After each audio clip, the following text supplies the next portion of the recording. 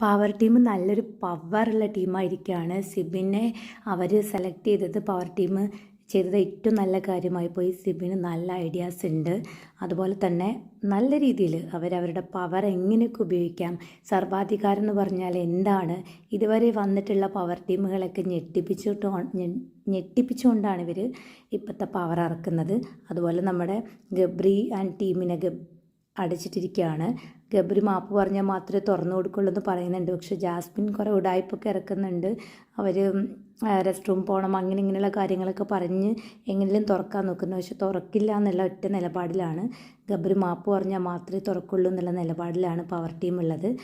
പലരും power team ഇതിങ്ങനെ ചെയ്യുന്നത് മോശമാണെന്നൊക്കെ പറയുന്നുണ്ട്. പക്ഷേ അവർ ഇപ്പോൾ റസ്മിൻ അവരൊക്കെ പവർ ടീമിലായിരുന്ന സമയത്ത് അവർ ഇതുപോലെ നന്നായിട്ട് പിന്നെ ഓരോ വളരെ ധിക്കാരത്തോടു കൂടിയിട്ടുള്ള റൂൾസൊക്കെ കൊണ്ടുണ്ട്. അതിന് വെച്ച്